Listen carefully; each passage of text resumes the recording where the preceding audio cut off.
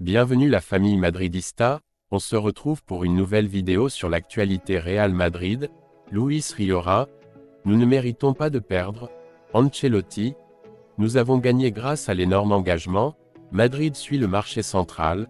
Rejoins la chaîne, en vous abonnant pour rater aucune de nos nouvelles vidéos. Je vous partage tous les infos du Real Madrid chaque semaine. N'hésitez pas à vous abonner en activant la cloche de notification pour suivre toutes les dernières informations du Real Madrid. Je vous dis tout, on commence. Luis Riora, nous ne méritons pas de perdre. Le joueur d'Alaves a regretté le but de Lucas sur coup de pied arrêté, ce qui sont des choses qui ne peuvent pas être permises.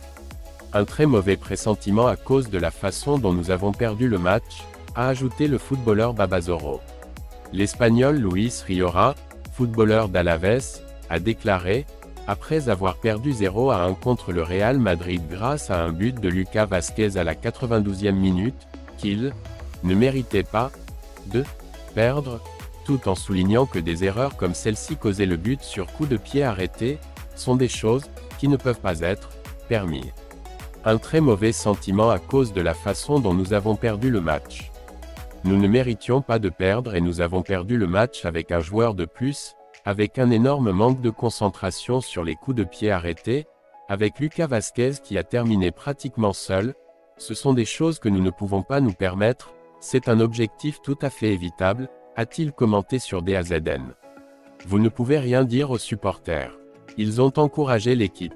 Dans ce match où nous n'avons pas souffert et où nous avons tenu tête à toute une équipe du Real Madrid, nous ne pouvons pas échapper à ces détails, a-t-il ajouté. Luis Riora a souligné la façon dont son équipe a affronté le Real Madrid. Nous avons joué contre une grande équipe, avec un bon contrôle du ballon et avec de grands joueurs à l'intérieur. Même s'ils ont eu le ballon pendant la majeure partie du match, je n'ai jamais vu la confrontation en danger, a-t-il déclaré. Ancelotti, nous avons gagné grâce à l'énorme engagement de l'équipe. L'entraîneur italien est très satisfait de la victoire, qui permet au Real Madrid de partir en vacances en tant que leader. Il a également profité de l'intervention pour féliciter Lucas Vázquez et faire référence à l'expulsion de Nacho. L'entraîneur du Real Madrid, Carlo Ancelotti, a indiqué après avoir battu Alaves ce jeudi dans le temps additionnel, 0-1, qu'ils y sont parvenus, grâce à l'énorme engagement de l'équipe, et a souligné que Lucas Vázquez, auteur du but, est très « j'habite dans la région. Nous sommes très satisfaits car, ça a été une nuit difficile et compliquée, a reconnu l'Italien, qui a admis qu'avec un joueur en moins, tout le monde pensait que c'était le jour crevé, mais il a souligné que son équipe a une énergie inconnue, qui lui a permis d'endurer et bien défendre infériorité. Concernant le carton jaune de Jude Bellingham, il a souligné qu'il ne devait pas changer d'attitude car cela lui a permis de marquer 14 buts. Vous n'avez rien à changer, car vous le faites de manière spectaculaire, a-t-il ajouté. Concernant l'expulsion de Nacho, que l'arbitre a corrigé à la demande du VAR, il a déclaré que « le problème dans le football est que le VAR décide ce que l'arbitre ne décide pas. Il faut rappeler que ce n'est pas la première fois que Nacho réalise une action aussi dangereuse. Cette saison, sans aller plus loin, il a été expulsé pour un tacle très dur sur Portu qui a envoyé le Murcien à l'infirmerie. Nacho revient à ses anciennes habitudes. Rouge direct après un tacle sauvage sur Omorodion.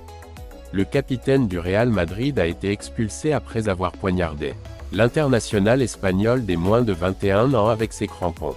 Cette même saison, Nacho a effectué un tacle tout aussi sévère sur Portu qui a également abouti à son expulsion. Nacho a de nouveau subi un passage de câble à Mendizorroza. Dès le début de la seconde période, le capitaine du Real Madrid a été expulsé après une sévère attaque sur Samu Omorodion, le grand atout offensif d'Alaves. Nacho a poignardé l'international espagnol des moins de 21 ans avec ses crampons dans le tendon, une action qui l'a laissé se tordre de douleur au sol pendant plusieurs minutes. L'entrée est venue par derrière, avec pratiquement aucune chance de contester le ballon. Le capitaine du Real Madrid était sur le point d'échapper à une punition majeure, puisque Diaz de Mera lui a donné un carton jaune en première instance. Cependant, le VAR est intervenu pour corriger la décision de l'arbitre castillan la manche. Avec l'expulsion de Nacho, Ancelotti se retrouve avec Rudiger comme seul défenseur central disponible pour la prochaine journée à moins que le Real Madrid ne se rende au marché d'hiver pour renforcer sa position. Il faut rappeler que ce n'est pas la première fois que Nacho réalise une action aussi dangereuse. Cette saison, sans aller plus loin, il a été expulsé pour un tacle très dur sur Portu qui a envoyé le Murcien à l'infirmerie. Madrid suit le marché central. Madrid a en tête des joueurs confirmés comme Varane ou De Ligt. Tosin Adarabioyo est également à l'ordre du jour de Madrid. La grave blessure de David Alaba a créé un problème pour le Real Madrid, qui est désormais le reste de la saison avec les seules options de Nacho et Rudiger dans l'axe arrière, puisqu'il avait déjà éliminé Militao. La possibilité de se renforcer avec un défenseur central sur le marché d'hiver a pris forme ces dernières heures lorsque Carlo Ancelotti a reconnu qu'ils étudiaient cette option. S'il y a une possibilité que nous pensons que X soit une bonne décision pour le club, nous la prendrons. Nous avons le temps d'y réfléchir, a reconnu l'Italien, qui a ainsi commencé à rechercher un footballeur qui corresponde non seulement au niveau footballistique, mais aussi économique, puisque le club blanc ne semble pas disposé cette fois-ci à dépenser gros en janvier. Dans ce contexte, plusieurs noms apparaissent dans le dossier comme option bon, joli et pas cher, pouvant entrer dans le profil.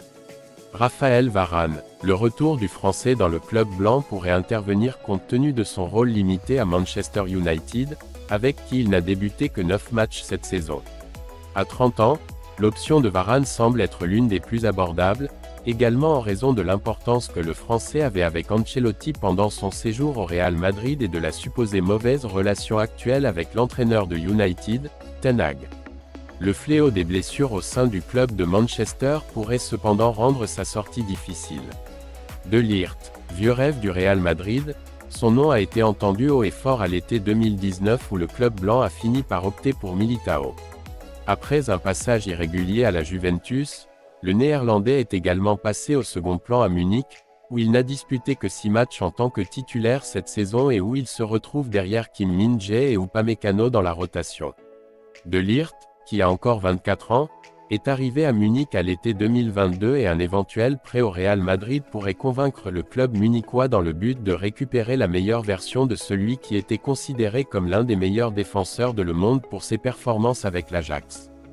Tosin Adarabioyo, le défenseur central anglais, issu de l'académie de Manchester City et actuellement à Fulham, constitue une opportunité rare sur le marché. Son contrat se termine en juin prochain, ce qui signifie que le club londonien se trouve face à sa dernière opportunité d'entrer via sa sortie, après avoir tenté de le renouveler sans succès en raison du fort intérêt de Monaco et de Tottenham l'été dernier.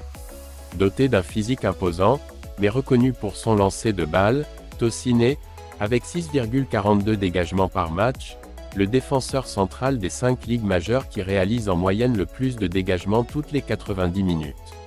La saison dernière, il a été le défenseur central le plus rapide de la Première Ligue, une caractéristique dont Ancelotti tient toujours compte, dont les défenseurs centraux ont tendance à avoir plusieurs mètres derrière eux.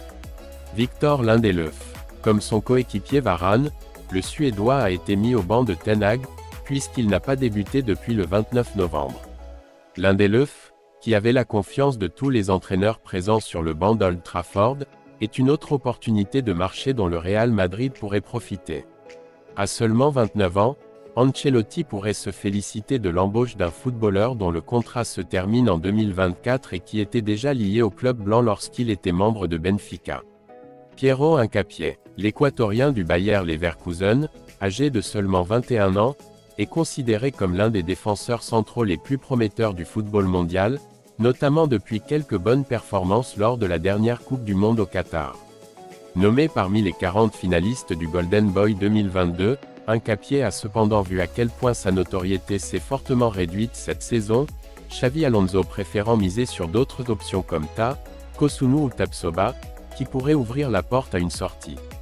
Cependant, il reste un défenseur central intéressant qui pourrait remplir la tâche compliquée de remplacer David Alaba au Real Madrid, car il est également gaucher et a case coché joué à de nombreuses reprises comme arrière-gauche. Valentin Gomez, celui de Vélez est l'un des défenseurs centraux avec la plus grande projection de tout le football argentin. À seulement 20 ans, Valentin Gomez s'est déjà imposé dans le championnat local et est prêt à faire le grand saut vers le football européen. Titulaire incontesté avec l'Argentine lors de la Coupe du Monde U20 l'été dernier, Son contrat expire à l'été 2024 et représenterait l'option d'un futur pari pour la défense blanche et pas seulement un patch à court terme.